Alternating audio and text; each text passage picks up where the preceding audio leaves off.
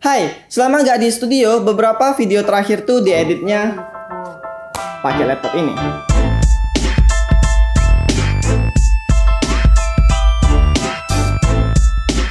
Kenalin, ini adalah Acer Spin 3 Active laptop komplit buat para konten kreator dan laptop Intel Evo termurah di Indonesia. Harganya 13.999.000. Buat yang belum tahu, Evo itu adalah sertifikasi dari Intel untuk syarat-syarat dari edisi kedua Project Athena, kayak baterainya tuh harus awet, booting ngebut, visual bagus, dan selengkapnya bisa dilihat aja pada gambar ini. Yang pasti untuk tembus Evo harus pakai Intel generasi ke-11. Ya, Acer Spin 3 ini pakai prosesor Intel Core i5 1135G7 Tiger Lake 10 nanometer. 4 core 8 thread, maksimal TDP-nya 28 watt, base clock 2,4 GHz hingga 4,2 GHz. Dengan dedicated grafis Intel Iris Xe. RAM-nya 8GB LPDDR4X dengan speed 4267 MHz. Storage-nya 512GB PCIe NVMe SSD, Windows 10 Home, dan dapat Microsoft Office Home and Student 2019 seumur hidup. Mantap. Desain laptop ini juga mantap, simple with boxy style, pakai bahan metal aluminium kecuali palm rest-nya pakai bahan magnesium alloy yang bikin bobotnya jadi ringan, cuma 1,2 kg. Berukuran 13 inci dengan ketebalan yang tipis 1,5 cm. Jadi tentu ringan buat dibawa kemana-mana karena salah satu syarat Evo tadi. Bagian favorit gue nih ada di layarnya, karena laptop ini mengusung 2-in-1 alias bisa jadi tablet yang layarnya bisa ditekuk sampai nyungsep gini cuy. Canggih. Dan dia tuh juga auto rotate. Kalau dibalik kayak gini dia masuk ke mode portrait. Sedangkan sebaliknya kalau dibalik lagi ya dia masuk ke mode landscape. Ya walaupun ada delay ya, tapi seenggaknya ini jadi gampang banget kalau mau browsing atau baca-baca artikel gitu.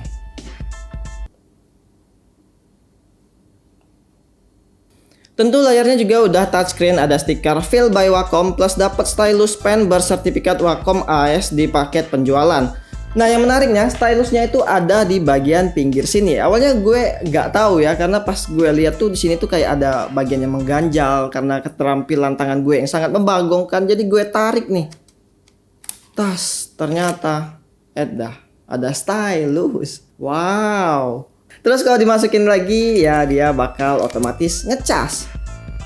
Bukan cuma gimmick, karena pas gue coba stylusnya ini bagus banget di kelas laptop, akurasi yang baik dan minim delay. Jadi cocok banget buat para ilustrator. Dulu pas masih sekolah dan masih hobi gambar, gue tuh pengen banget beli Wacom buat gambar digital. Tapi kalau sekarang kayaknya gak harus deh, karena cukup beli laptop aja udah support layar yang bisa digambar kayak gini. Udah ada laptopnya tapi tangan gue udah kaku buat gambar, dan hobi itu juga telah menghilang. Gak usah khawatir kalau layarnya disentuh atau dicoret-coret terus, karena layarnya udah dilindungi Corning Gorilla Glass. Gak cukup di situ, resolusi layarnya ini 2K 2256 x 1504 dengan rasio 16:10, yang biasanya rasio segini tuh ada di laptop puluhan juta. Walaupun ukuran layarnya 13,3 inci, tapi berasa lebih luas, 9% lebih luas dibanding rasio 16:9. Ditambah lagi color gamut yang udah 100% sRGB dengan panel IPS. Paket lengkap deh buat main warna biar gak meleset. Ya walaupun layarnya gak anti glare karena finishing glossy, tapi itu tertutupi sama kecerahan layarnya yang terang 400 nits. Dipakai outdoor di siang hari masih aman-aman aja. Untuk bezelnya lumayan tipis di bagian samping, kecuali di bawah dan di atas yang masih tebal karena ada webcam 720 30 fps yang hasilnya ya standar webcam laptop sih. Dan menurut gue untuk layar yang bisa touchscreen apalagi dikhususkan untuk gambar gak butuh-butuh banget bezel tipis, karena fungsi bezel yang tebal tadi tuh untuk palm rest biar gak mistouch terus.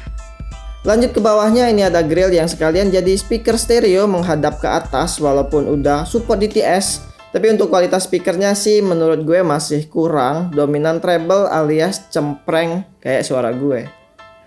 Ya kan, cempreng kan. Geser ke bawahnya lagi ada keyboard dengan tombol chiclet, enak buat dipakai ngetik, empuk tapi clicky. Tombol arrow-nya kecil setengah dari tombol lainnya yang menyatu dengan page up and page down. Dilengkapi dengan backlit putih dengan 3 tingkat kecerahan, jadi ngebantu banget kalau lagi ngetik di ruangan yang gelap. Sedangkan tombol powernya ini dipisah dari keyboard. Dia ada di deretan port sebelah kanan.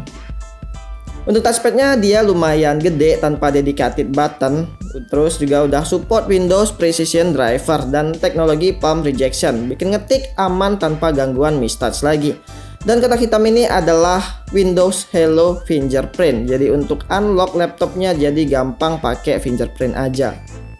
Lanjut di bagian kiri ini ada port I/O yang mantap juga, udah level up. Ada port DC-in sebagai power delivery alias untuk ngecas. Nah sebenarnya di paket penjualan kita tuh dapat charger yang udah pakai. Charger yang USB Type-C kayak gini ya. Tapi kalau kalian masih ada charger laptop Acer yang lama ya bisa juga dipakai di sini, asal sesuai sama lubang portnya. Terus ada dua port Thunderbolt 4 Type-C yang bisa dipakai untuk ngecas juga. Bahkan siap dipakai untuk SSD eksternal atau GPU eksternal. Lalu HDMI 2.0, USB 3.2 Gen 2 Always On USB, dan micro SD card.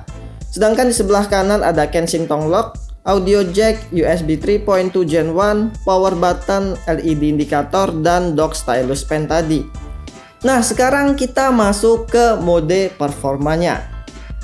Di sini ada 3 mode performa yang bisa diatur dengan menekan tombol function plus F, mulai dari silent, balance, dan high performance. Di pengetesan pertama untuk CPU di Cinebench R15 dapat skor 844 CB dan single core 191 CB.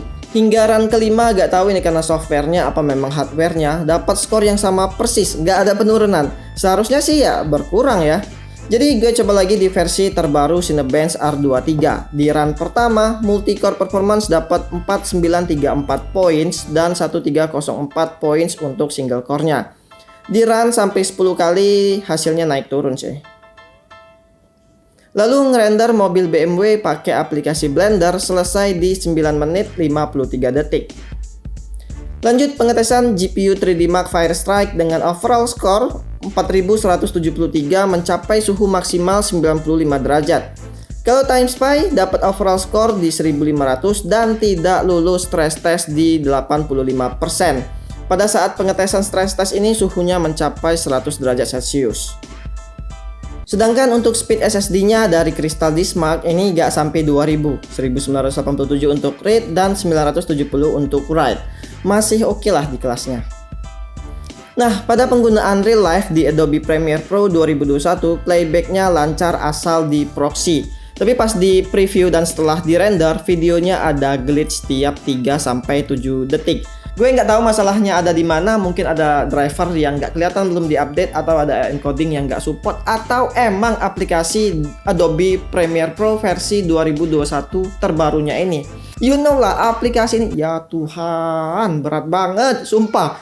Dia tuh makin update kayak bukan malah optimal, tapi jadi makin berat. Nggak ngerti lagi gue.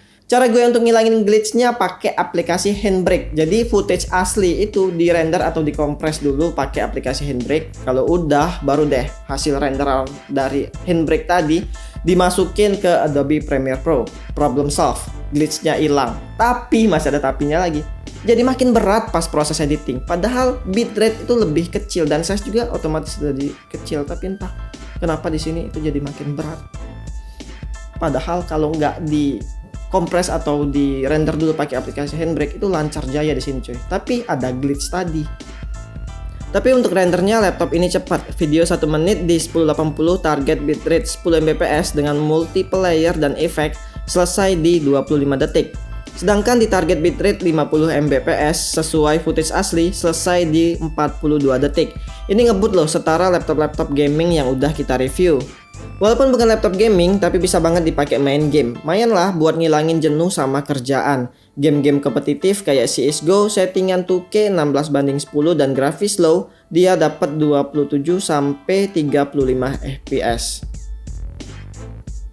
Sedangkan game Valorant dengan settingan resolusi 2K 16:10 dan grafis mentok kanan dapat 47-65 FPS. Rata-ratanya di 57 FPS. Jadi menurut gue game Valorant sih yang masih enak dimainin karena bisa tembus sampai 60 FPS. Untuk baterainya, laptop ini awet. Pemakaian berat full editing di mode high performance tahan sampai 5 jam. Sedangkan untuk pemakaian santai dan di mode silent, Acer klaim bisa tahan sampai 15 jam. Jadi bisa banget lah untuk dipakai kerja seharian di luar. Nah, sayangnya pada varian Intel i5, RAM-nya ini cuma 8GB single channel yang udah disolder. Jadi kalau mau RAM yang lebih gede, ambil varian Intel i7 karena punya RAM 16GB. Kesimpulannya, laptop ini gue rekomendasiin buat kalian para konten kreator atau pekerja kantoran juga bisa kali ya. Karena udah Intel Evo, tentu layarnya bagus, 2-in-1, udah support Wacom stylus yang bisa digambar. Resolusi 2K 16:10, 100% sRGB, udah ada port I/O yang kekinian, Thunderbolt 4 ya kan. Baterainya awet dan ringan buat dibawa kemana-mana biar bisa kerja di mana aja. Kalau mau beli silahkan cek deskripsi di bawah. Sekian untuk video reviewnya, gue Dayat dan sampai jumpa di video selanjutnya.